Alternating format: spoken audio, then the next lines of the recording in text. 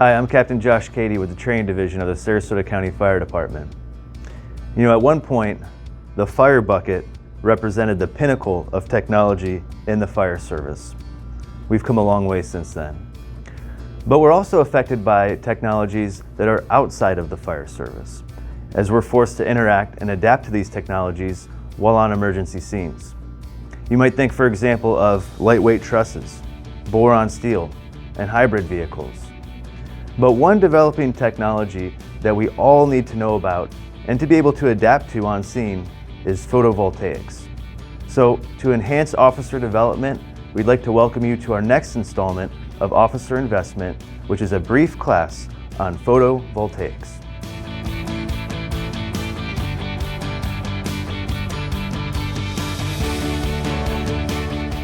Let's do a quick class size up and see what we can expect to learn about this subject. We'll be answering 3 important questions. Number 1, photovoltaics, what is it? Question 2, why do I need to know this? That's usually an important one for us. And then finally, question 3, what do I need to take away from this instruction? So let's take our first question, photovoltaics, what is it? Well, the easiest way to start out a discussion on this subject may be to consider a definition. The definition of photovoltaic effect is the generation of voltage and electric current in a material upon exposure to light. Right now you may be thinking, wait a minute, are we just talking about solar power? Well, more or less, yes. Photovoltaics is a more specific and scientific term you'll now hear used in the industry and the fire service. But essentially, the term solar, photovoltaic, and the abbreviation PV can be used somewhat interchangeably.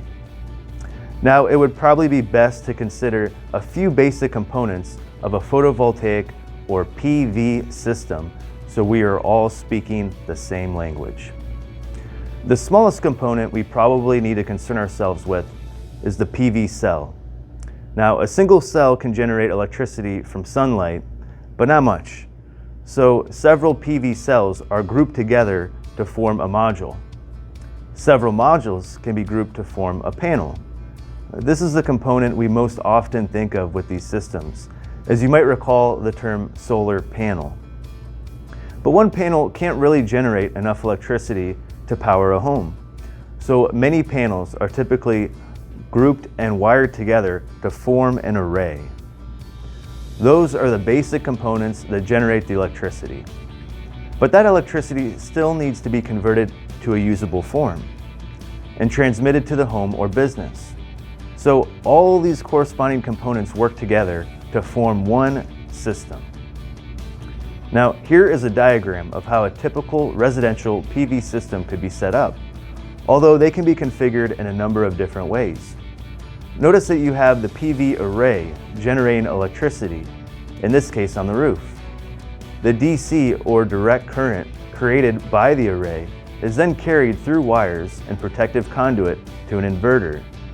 The inverter takes the DC power and converts it to usable, safer AC or alternating current. And then the AC electricity is connected to a panel for the home or business to power the lights, appliances, and so on.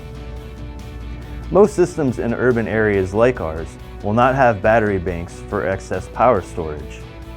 Urban PV systems will typically use power from the PV system during the day and then receive power from the grid at night or on an overcast day. Now, you might be thinking, well, that's all fascinating, but I'm not really in the market for a PV system.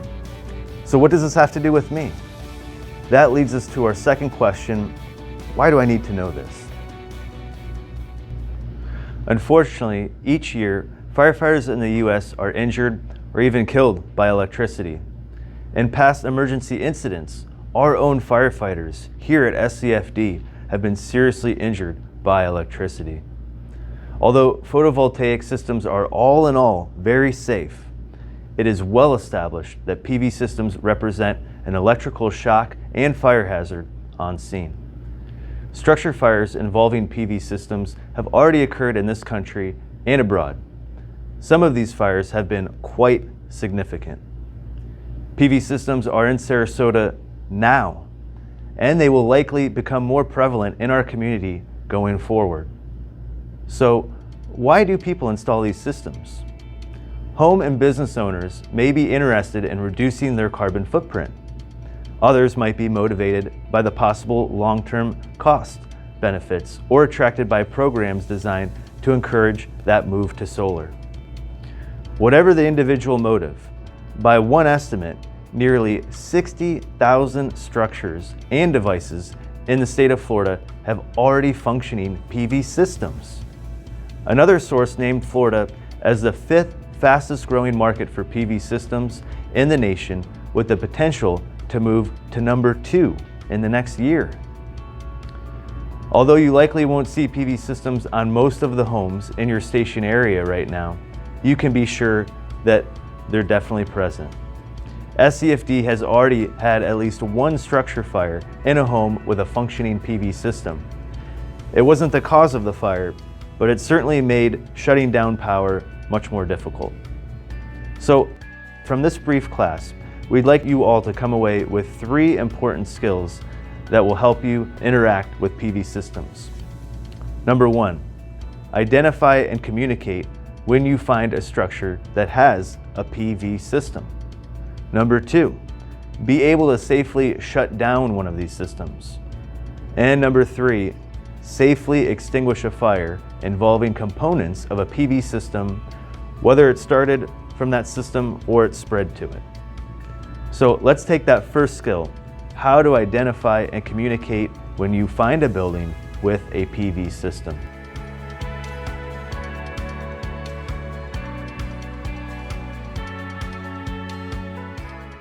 The best way to find a PV system may simply be to look for those components we spoke of. Look for the panels, the arrays, look for the inverters and the shutoffs, and even signage. Systems built after 2014 are required to have additional signage. There can be also a few different types of PV panels that we need to be on the lookout for. The most common configuration is the rack-mounted type. These have a framework with reflective-looking glass cells inside. They can be mounted above the roof or even on the ground. But newer systems may incorporate what are called building integrated or BIPV cells. Some of these cells may look like areas of shiny metallic or glass shingles. In either case, you should be looking for panels that are dark in color and that have a reflective or glass look to them. Please be aware that arrays can be difficult to spot on flat roofs and taller structures. There are a few other things that can look like PV panels, so don't be fooled. Probably the most common item that looks something similar to PV panels are pool heaters. Now, pool heaters are most often very flat, black fabric looking material and will have white PVC piping running to a pump. Pool heaters will typically be on a roof near the pool and don't really pose an electrical or fire hazard for us. The best time to identify and communicate the location of a PV system is before the emergency even happens. So during pre-plans, be on the lookout for them and document components and shutoffs.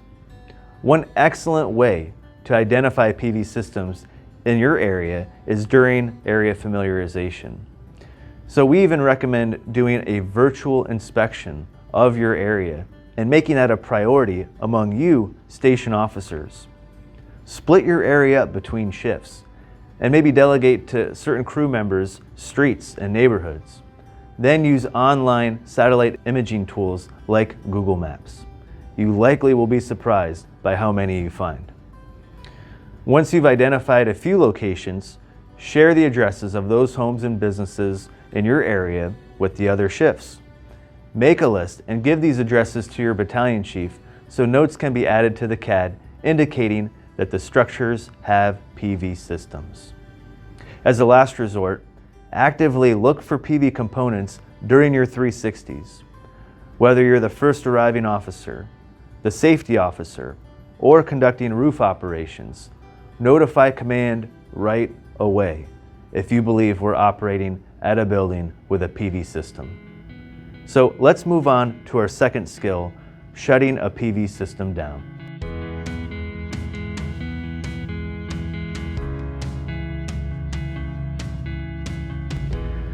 If you respond to a structure fire for a building with a PV system and the components of a PV system are not currently involved in a fire, simply shutting down the power from the system may be enough to proceed safely with interior operations. In the past, normal operating procedure typically has been to shut down the power before we spray water. But shutting down power to a PV system may not really be as easy as just flipping one switch or one breaker. Let's look at that diagram again that we saw earlier. This should illustrate the challenge involved in shutting down a typical system. Shutoffs may be located on the exterior of the structure, in a garage, or even in an electrical room. In an older PV system, you can shut down power at the main panel, but that will only cut power to the interior of the house. You can shut down power at the inverter or coming from each array, but again, there will still be power generated by and coming from the array. Think of the panels like the power coming from the grid. Shutting down the power to the house at the main breaker or even pulling the meter has no effect on the power coming in from the pole. The drop is still alive and the grid is still alive.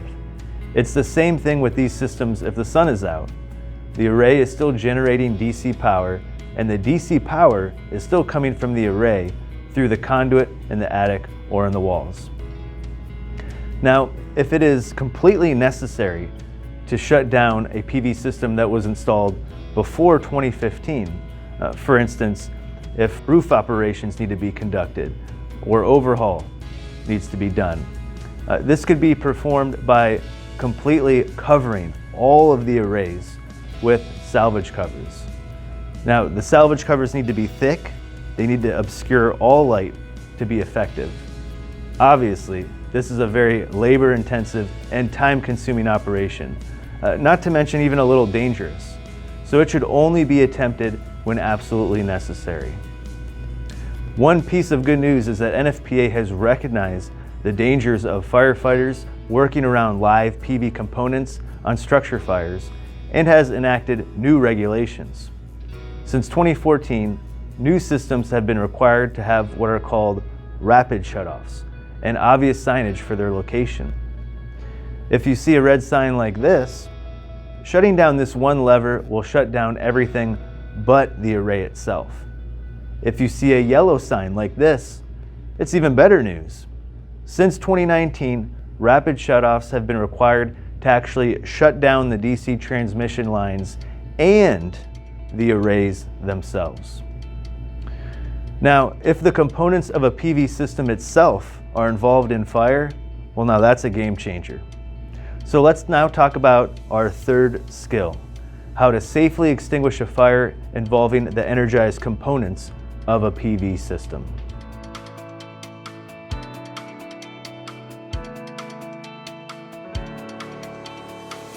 If we're dealing with a small fire that can be put out with an extinguisher, by all means do so.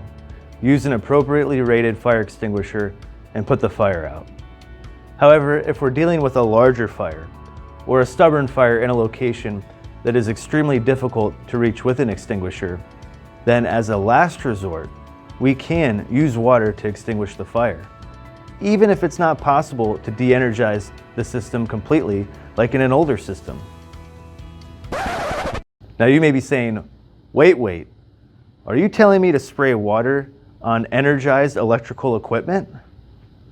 Yes, but only with a number of conditions.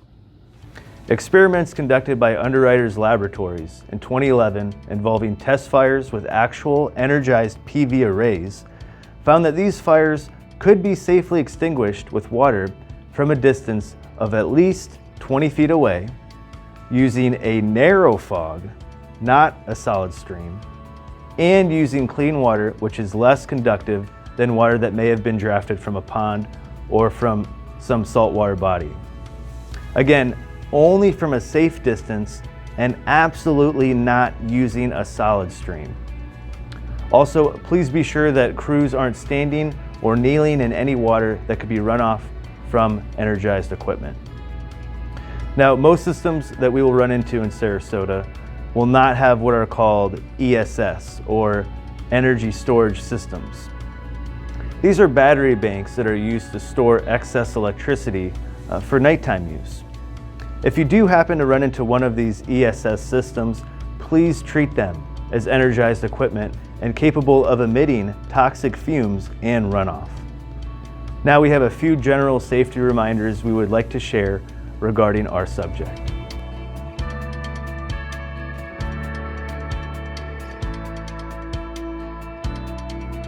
Hi everyone, this is Captain Snodgrass, SCFD Training Division. Please be aware of the following safety guidelines regarding working safely around PV systems. PPE will provide only limited protection from electricity. Wet, dirty, or damaged gloves and fire boots will provide little to no electrical protection. In rare situations, PV systems can produce power at night. Scene lighting and even light produced by the fire itself can make PV systems active. Be cautious if conducting roof operations. Damaged, energized cells present an electrical hazard, and DC transmission wires may be hidden under roof materials. Shut down power if at all possible. Only cut the roof if absolutely necessary. Cut as far away from an array as possible, and do not cut any more deeply into the roofing material than you have to. If there is a chance that crews can contact energized PV transmission lines in the attic or walls, overhaul may need to be delayed. AC hot sticks used in our department will not work to detect DC current. They cannot be relied upon to determine whether PV panels or wires on the supply side of the inverter are energized. They are AC hot sticks, not DC hot sticks.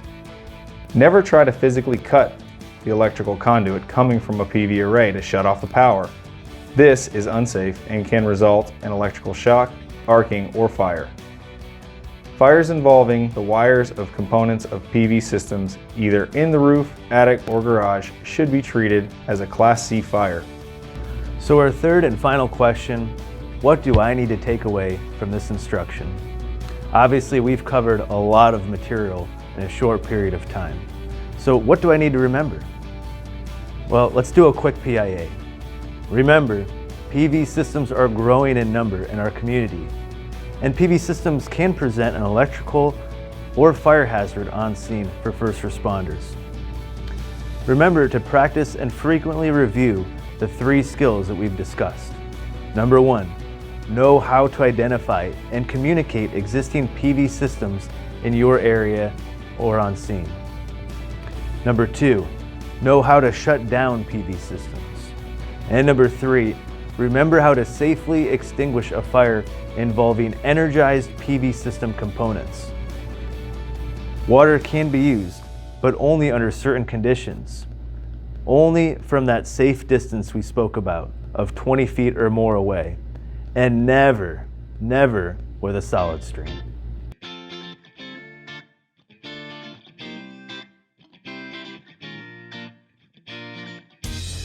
So we hope you've enjoyed this class for officer development. Please pass this information on to your crews and start identifying buildings with PV systems in your area right away. Conduct training related to PV systems and simulate using water to extinguish fires involving energized PV arrays. We encourage you to do some research of your own on this subject. There are some excellent references in the credits of this video, and there's new information coming out all of the time on photovoltaics. Remember, training is like getting your hair cut. If you wait too long to do it, you're gonna look bad.